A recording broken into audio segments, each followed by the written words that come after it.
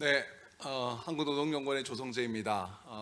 오늘 아침부터 와서 이 처음부터 발표와 토론을 들으셨던 분들도 많으신데요. 이제 마지막까지 왔습니다. 8번째 발표가 되기 때문에 좀 지치신 분들도 있을 텐데 제가 간결하게 좀 제가 드리고 싶은 말씀을 좀 요약해서 말씀드리겠습니다.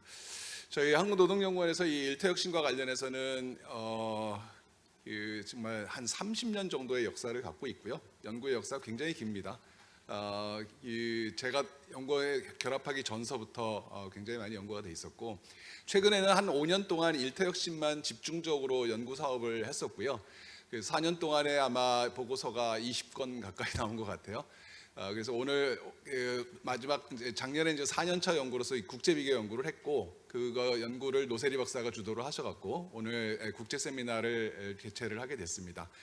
올해 5년 차에는 뭐 여러 가지 연구도 있습니다만 어쨌든 이 정책을 그러면 어떻게 할 것이냐. 저희들이 아무래도 노동연구원이 정책 연구기관이고 노사관계에 있어 공익적인 입장을 갖고서 연구를 하기 때문에 노사관계의 발전과 정책의 발전이라는 입장에서 마지막 연구를 하고 있는데요. 그런 차원에서 본다면 제 발표문은 작년 보고서하고 상관이 없는 조금 중간 보고 형태가 될 거라서 좀 완성도가 떨어집니다만, 여러분들이 오늘 좋은 토론을 해주신다면 그걸 토대로 해서 좀 발전시켜 나가도록 하겠습니다. 네, 일태혁신 개념과 실태에 대해서 아무래도 또 다시 얘기를 해야 될 것 같고요. 정책에 대해서 얘기하고 마지막에 노사관계에 대해서 말씀을 드리겠습니다. 자, 이 정책의 역사가 20년이 넘는다라고 했는데, 특히 지금 변화하는 이제 환경이 조금 굉장히 우리가 주목을 해야 될 사실들에 대해서 이제 이미 앞서 얘기들이 많이 있었는데요. 자, 우리는 이제 한국의 상황에 적합한 이론이나 모델이나 정책을 갖고 있는지에 대해서 이제쯤에는 정말로 한번 진지한 질문을 던져봐야 될 것 같고, 그 다음에 아까 말씀드린 이제 환경 변화, 기술 발전, 기후 위기, 저출생, 고령화, 이런 것들의 노동력 부족이 나타나고 있는데, 이런 환경 버스에서 일태혁신은 어디로 가야 되는지에 대해서도 한번 답을 구해야 될 것 같습니다.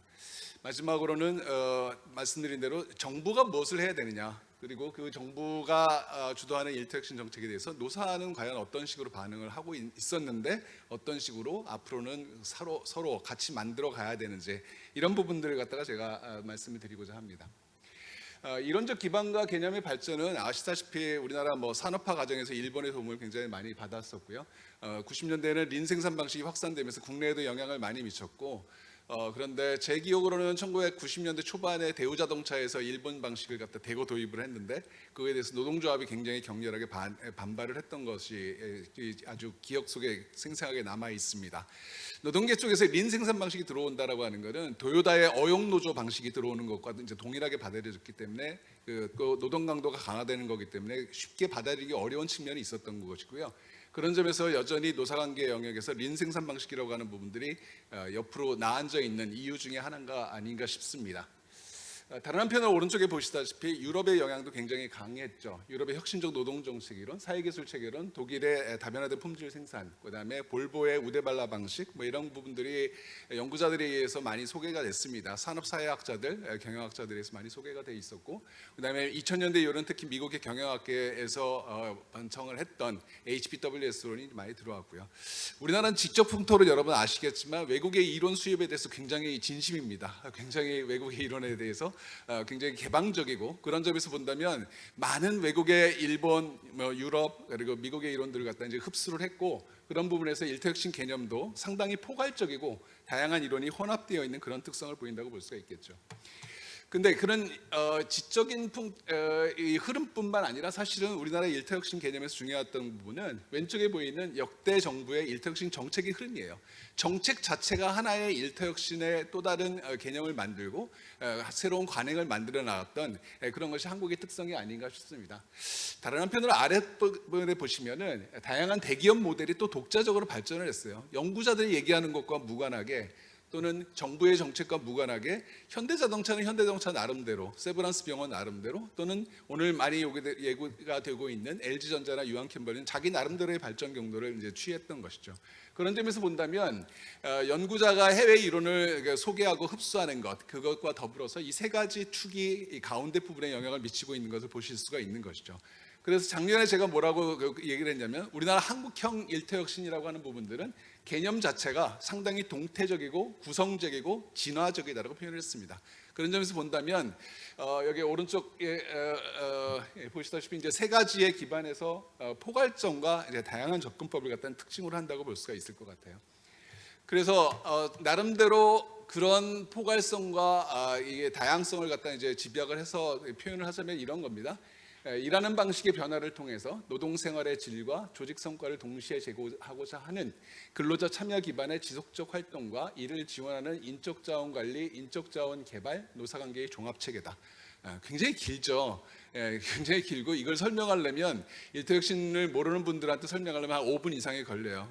그런 점인데 다행히 오늘 여기 오신 분들은 일터혁신에 대해서 관심이 좀 있으신 분들이기 때문에 그 특징을 다시 한번 제가 요약을 해드리면 세 가지 정도로 요약을 할 수가 있겠죠. 첫 번째는 노사 간 위닝 게임입니다. 사용자의 기업 성과만 올리자고 하는 것은 아니고 또 노동자들의 노동생활의 질만 올리고자 하는 것도 아니다. 노사가 위닝 게임으로 간다라고 하는 것이 첫 번째 일터혁신의 개념의 특징이라고 볼 수가 있겠고요. 두 번째는 참여적 작업조직 구축이 중심이다. 일하는 방식에 있어서 반테일러주의, 엔티테일러즘이라고 하는 걸 갖다 중심에 놓고서 가는 것이 일터혁신이며 그리고 그걸 갖다가 이제 지속적으로 해야 되기 때문에 결국은 아까 유럽 사례에서 많이 봤듯이 어떻게 관행을 바꾸고 문화를 바꿀 것이냐와 관련되어 있다고 볼 수가 있겠습니다. 나머지는 지원 시스템인데요. 동기유발 HRM과 고숙련 HRD 협력적 노사관계 이런 부분으로 구성된다고 볼 수가 있겠죠. 자, 그래서 말씀드린 대로 한국의 일터혁신이라고 하는 부분들은 하이브리다이제이션으로 발전해 왔다. 굉장히 혼종화된 형태로 발전해 왔다고 봤을 때 그러면 어떤 식으로 과연 외국의 영향들이 우리나라에서 종착되어 있을까라고 하는 착종되어 있을까라고 하는 부분들을 갖다 보기 위해서 제가 연구를 했던 거는 이런 다이어그램을 갖다 연구를 했어요. 첫 번째는 작업장 운영이 체계적인가 해서 일단 비체계적 작업장을 떨고 내고요. 그다음에 참여적 작업 조직을 구축했느냐, 참여적 작업 조직을 구축한다는 것이 일터혁신의 핵심 개념이라고 제가 말씀드렸기 때문에 참여적 작업 조직을 구축한 것은 일터혁신 작업장이 될 가능성이 높은 것이죠.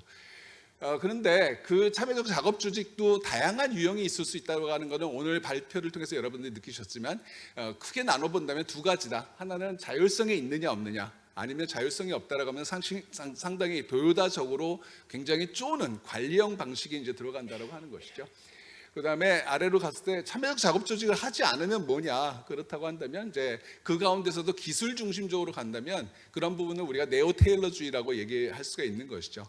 근데 우리 오른쪽에 보시다시피 대표 기업 사례들을 갖다 볼 수가 있어요. 유한 킴벌리 같은 자율적 작업팀 방식을 취했던 것들, 그 다음에 LG전자처럼 린 방식의 진심인 기업, 그 다음에 현대자동차는 이것도 저것도 아니고 대립적이고 갈등적인 노사관계 속에서 굉장히 기술에 의존적인 노동 배제적인 기술을 통해 갖고 결국은 기업 성과는 잘 올리고 있잖아요.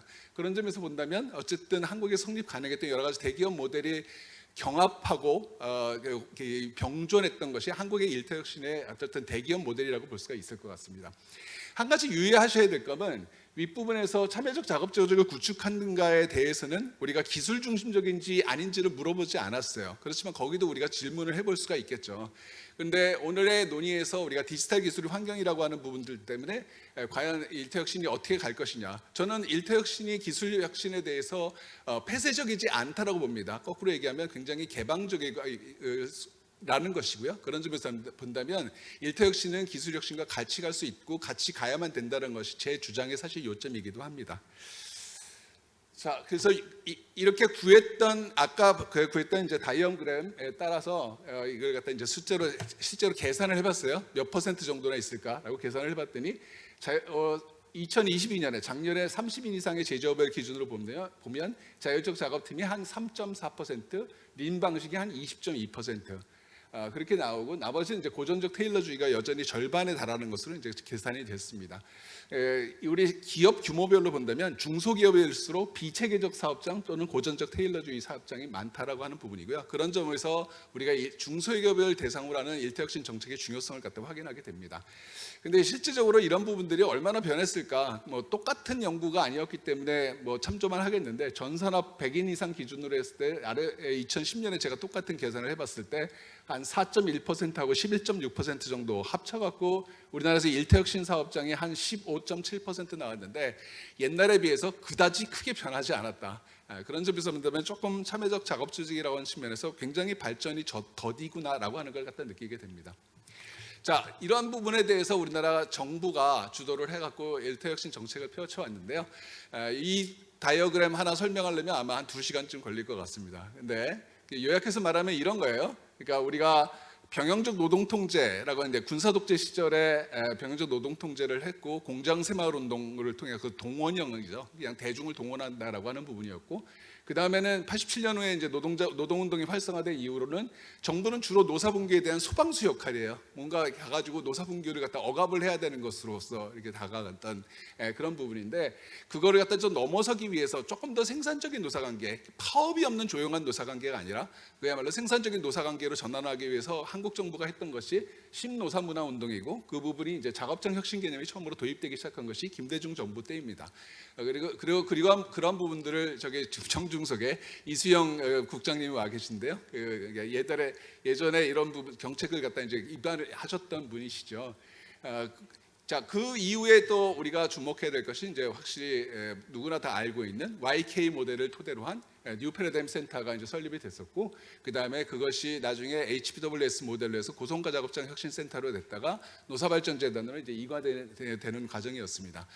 박근혜 정부에서는 그런 고성가 작업장 센터보다도 더 굉장히 산만해진 그런 아이템들을 갖다 이제 보여주고 있었는데요. 다행히 이제 문재인 정부로 들어서면서 일터혁신 정책이 예산이 대폭 증액되고 참여적 작업 조직 중심으로 조금 더 컨텐츠를 갖다가 좀 개량을 하는, 바꿔나가는 그런 모습을 보였다고 볼 수가 있겠습니다.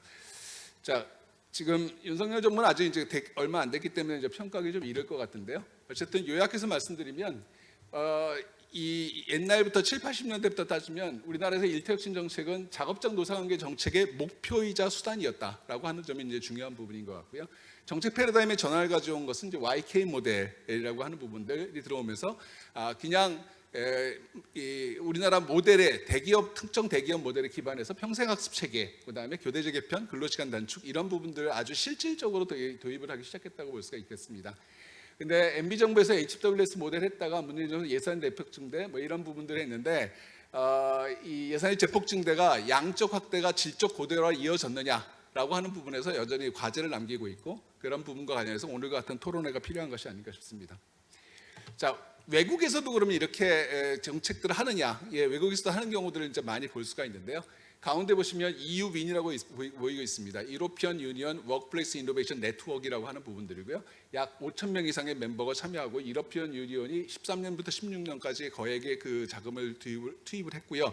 그분과 관련해서는 오늘 여기 참석하신 토토딜 교수님이나 피터 우이 교수님 같은 경우가 다 EU 윈 멤버시기 때문에 아마도 토론 과정에서 더 잘 말씀해 주실 수 있지 않을까 싶습니다. UK1, TNO 이런 부분은 이제 참여 조직으로서 참여를 했고요. 그다음에 미국이나 일본은 이제 그런 것보다는 좀 더 간접적인 방식으로 도입을 했는데, 제가 주목을 했던 것은 이제 핀란드 사례입니다. 핀란드라고 하는 부분들은 90년대 중반 이후에 일터혁신 프로그램을 적극적으로 실시했고, 그다음에 거액을 투자를 했고, 그다음에 더욱 중요한 것은 기술혁신 담당 기관이 같이 일터혁신을 갖다가 정책도 담당을 하는 것으로 기술혁신 정책과 일터혁신의 조화를 추구했다는 점에서 핀란드 사례가 굉장히 주목될 수 있을 것 같습니다.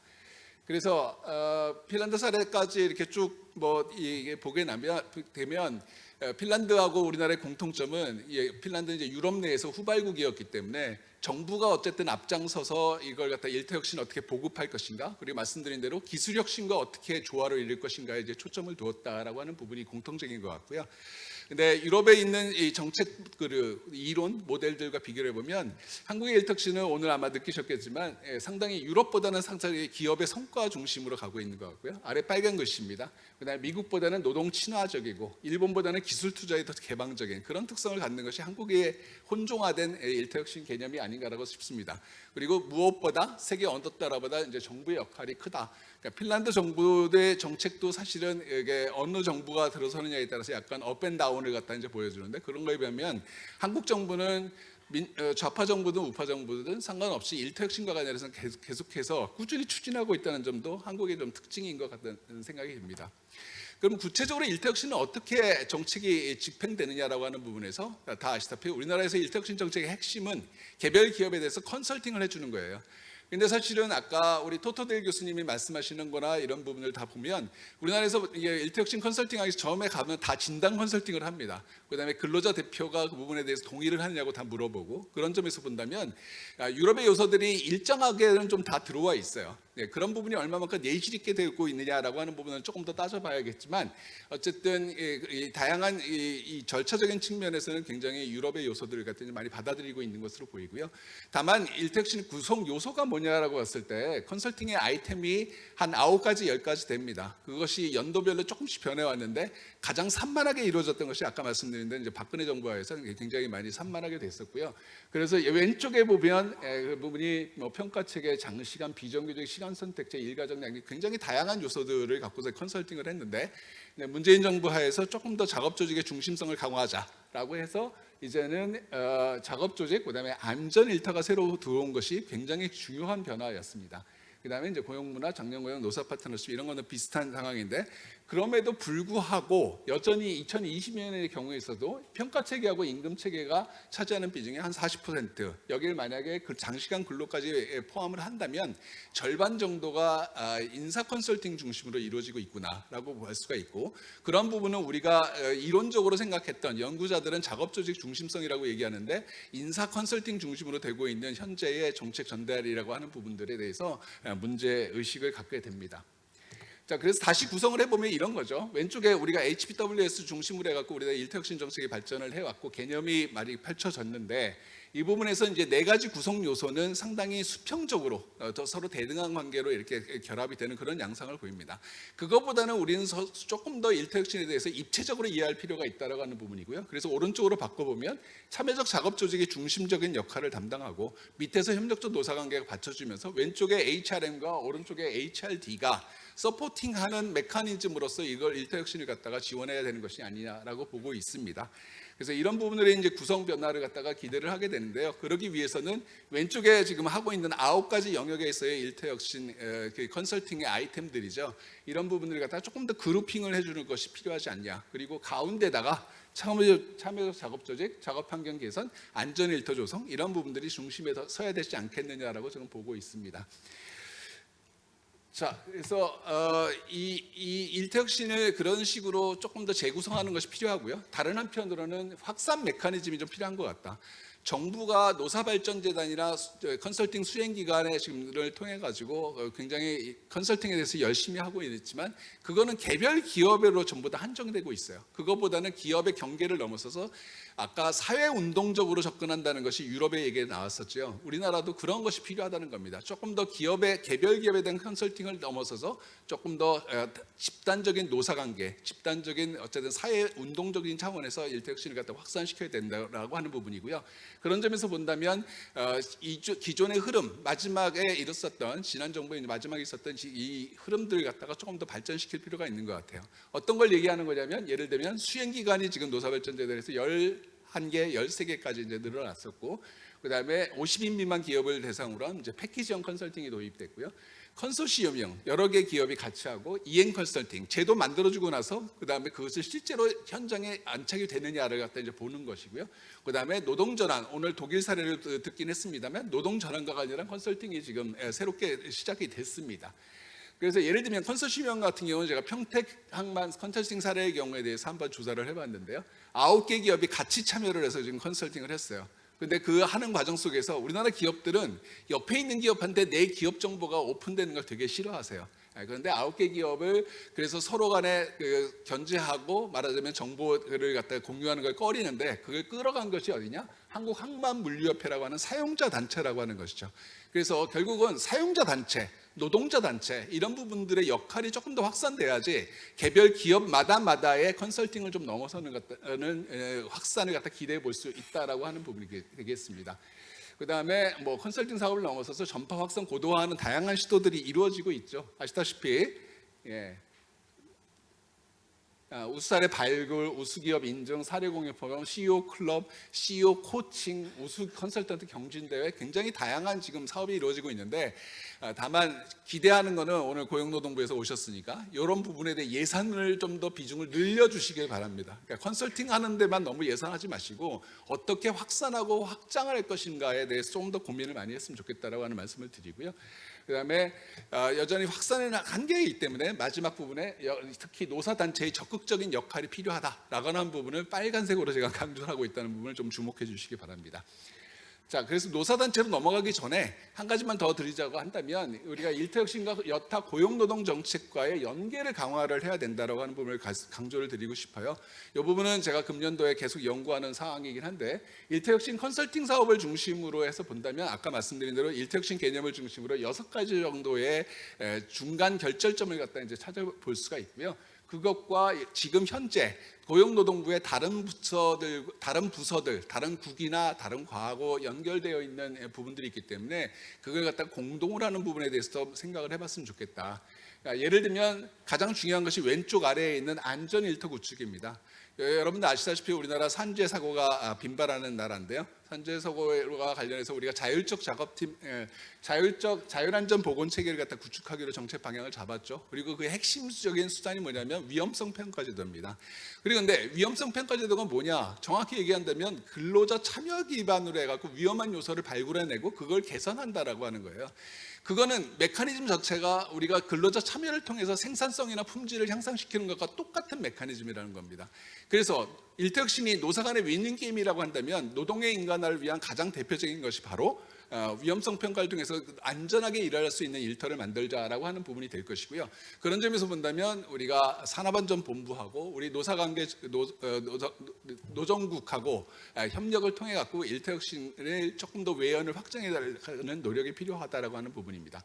마찬가지로 산업현장 교수단 활동 오른쪽에 지금 새로 나타나고 있는 능력개발 전담 주치, 그다음에 기업 도약 보장 패키지라고 하는 사업도 있는데요. 이게 전부 다 뭐냐면 새롭게 지금 변하고 있는 고용 정책이 수요 측면인 기업들의 필요에 따라 갖고 정책을 재구성하는 작업들이에요. 그거는 뭐냐면 일터혁신도 마찬가지로 바로 수요 기업들이 원하는 걸 갖다가 우리가 들어줘야 된다라고 하는 부분이죠. 정책이 그런 부분들을 갖다 충족시켜야 된다라고 하는 부분인데 그런 부분에서 여전히 우리가 여전히 어떻게 보면 고용노동 정책 자체가 사일로 조직처럼 돼갖고 자기 국과 자기 과의 얘기들만 하고 있는데 그렇지 말고 연계된 국과 과를 넘어선 연계된 정책들을 갖다 구사할 필요가 있고 그 중심에 저는 일터혁신이 있다라고 하는 말씀을 좀 드리고 싶습니다. 자, 노사관계는 뭘 해야 될 것이냐라고 하는 부분에서 이제 중요한 부분이 우리 그동안에 이제 거시적 노사관계의 주요 의자가 어떻게 변화해 왔는지를 갖다 이제 보시면 되는데요. 그림을 잘 보시다 보면 그냥 핵심만 이것만 이해하시면 됩니다. 우리가 1987년에 노동운동 활성화된 이후에 제일 중요한 게 임금 인상 투쟁이었죠. 그다음에 장시간 노동을 갖다 극복하자. 그다음에 97년에 IMF 외환위기 오고 나서 그다음에 우리나라 노사관계에서 핵심 아젠다가 뭡니까? 고용 안정 어떻게 할 것이냐, 비정규직 정규직 어떻게 할 것이냐 이런 부분이었잖아요. 그러다 보니까 가운데 보시다시피 생산 영역은 노사관계에서 언제나 후순위예요.